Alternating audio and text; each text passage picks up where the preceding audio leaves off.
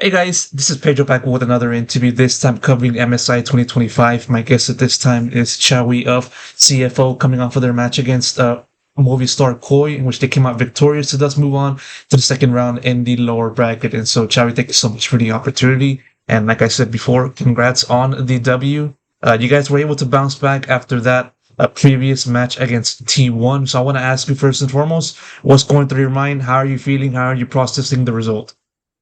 I'm really excited right now. Words cannot express my feelings because for our region we have not won a best of five in the international for like I think since season two.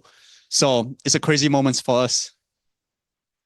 Yeah, for sure. I mean, it was definitely one in which it was a long time coming, given the teams that have been representing this region over the years, and you guys were able to get that done.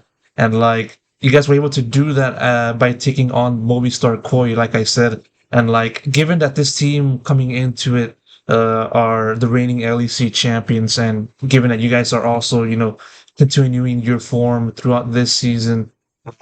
What was the preparation like? What were you kind of like emphasizing to the team in preparation for this matchup and in the game plan? So against MCOI, we know that their top and mid laners have very good counter picks, very unique picks. So we have to be very careful.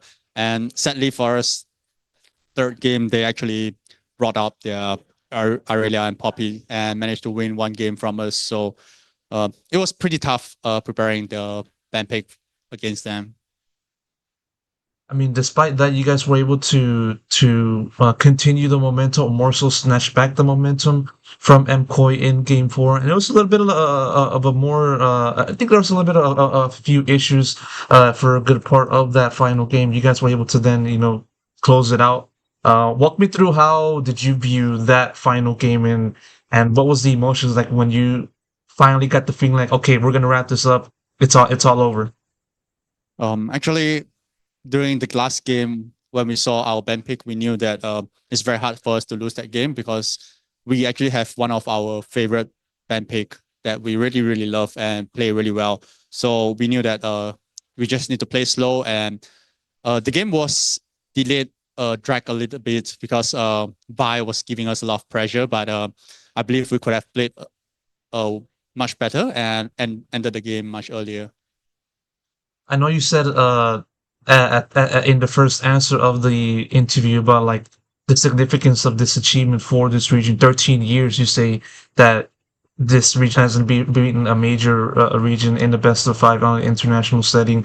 Like, were you thinking about that like coming into it today? And were you also thinking about that? Once the Nexus was falling from Movistar side.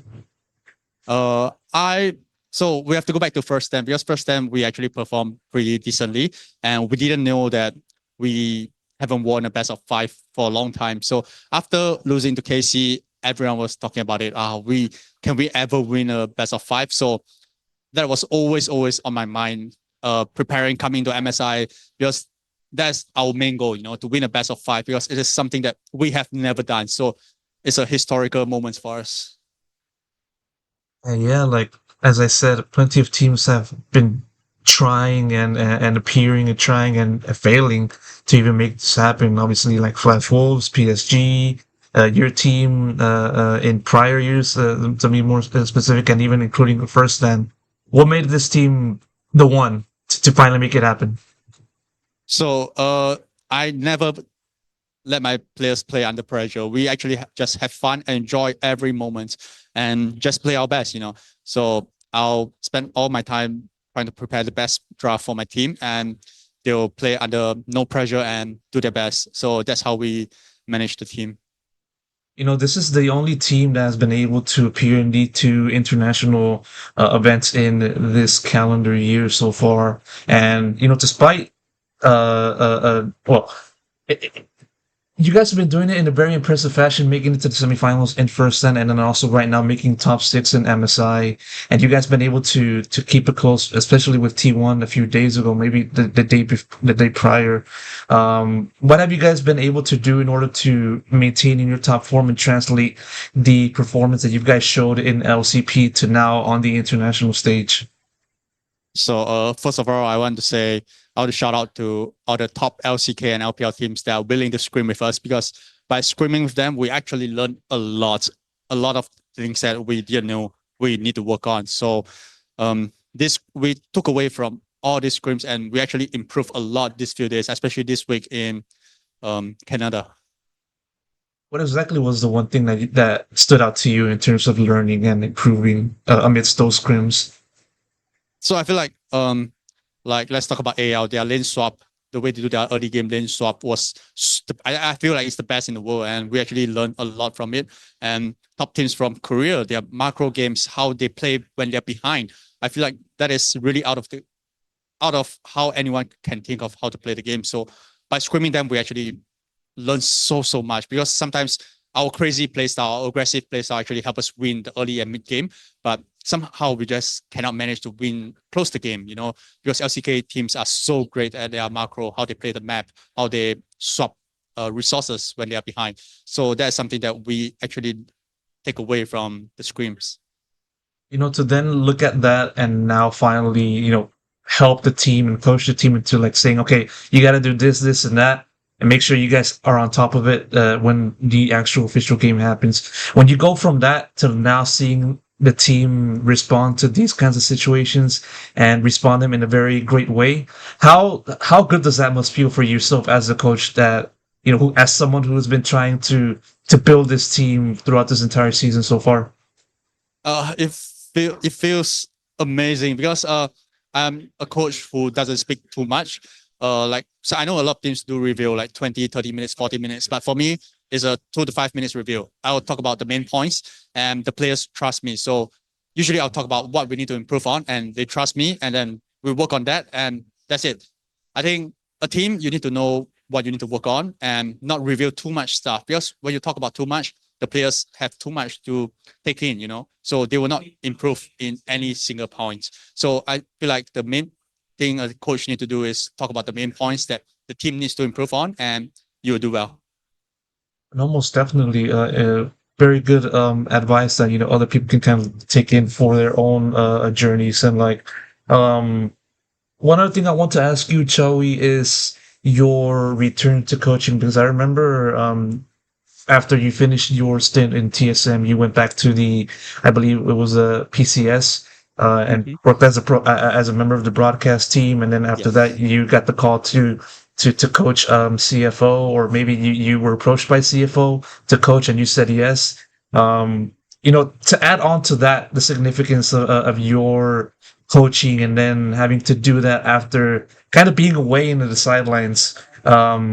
Does it give you also that feeling of like, I really am doing this. This is really happening. I've been able to do this.